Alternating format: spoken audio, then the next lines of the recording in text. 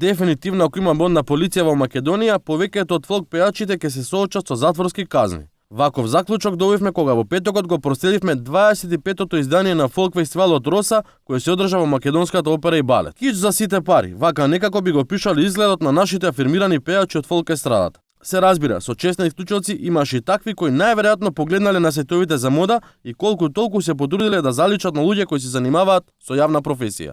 Како што веќе кажавме, екипата на Ексклузив беше на овој познат фестивал и лично ги прашавме пеачите и пеачките кој се потрудил за нивниот стајлинг и колку пари потрошиле за него. Погледнете што одговорија. За мојот стајлинг секогаш се грижи јас, Сузана Спасовска. Колку чини вечерашниот стајлинг? Искрено да ви кажам, јас никогаш не размислувам колку нештото чини, бидејќи сметам дека тоа воопшто не е важно. Важно е нешто да биде убаво и да биде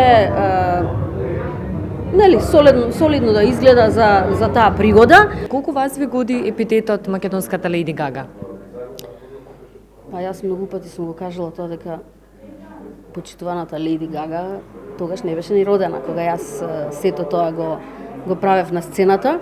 А и денес, зошто да не, се уште сум млада и убава, па можам да експериментирам некогаш, како и денес. Дали ќе ми откриете колку чини овој стајлинг? Па можам да открием само дека е прифатливо за секој кесе.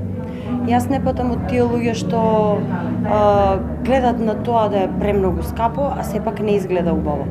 Јас гледам да се носам со тоа што ќе го оставам на себе, јас да сум задоволна, да се осеќам комотно, убаво, така да не сум од тие што трошат многу пари на гардероба или на марки или на брендирана облека, така да прифатливо за секој кес.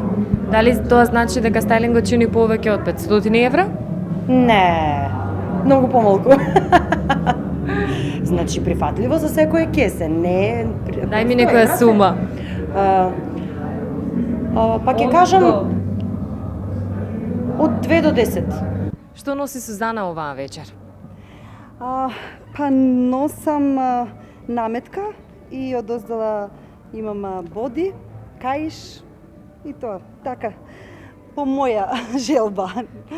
Колку чини тогаш твојот изглед? Па вечерва чини околу, ајде да не збориме сега цифра. Барем од прилика.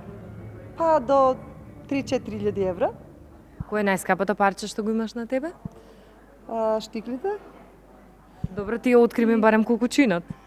Само штиклите. Па штиклите е 2000 евра. И фустанот ми е подарок од мојата драга пријателка Марија. Значи, она ми го подари, а го биравме заедно. Колку чини? Па не би сакала за цената. Мислам... Барем од прилика, не мора конкретно. Не би сакала, навистина. Не сакам да зборувам за цена. Или ќе кажам премногу или премалку. Мислам дека не е тоа толку сега. Поважно ми е да донесам убава содржина, добра песна, отколку како ќе сум облечен. Меѓутоа, сепак, самата сцена си бара некој добра облека. Колку чини вашиот стајлинг денеска? Па, не можам да пресметам точно. Од прилика? Од прилика околу 30.000, така нешто. Па не сум правил пресметка некоја. Од прилика? Па мислам дека над 500 евра. Па не сакам да зборам за цифри искрено. Дали е повеќе од 500 евра? Па, од прилика, да. Кој е најскапото парче моментално што го имаш на тебе? Моментално мојата ташна, ама не е тука. А од ова што го носиш? Ова што го носам ми е купено од Бугарија. Бидејќи сакам да пазарам кога ќе одам надвор од Македонија и тоа често го правам. Од каде додам мора да си купам ништо. И ете, тоа е македонската фолк естрада. Ваква или онаква, наша си е, но повеќето од нив подитно треба да побараат помош од стручни лица, бидејќи ако види нашиот колега Сергеј Варошлија, не им се пишува добро.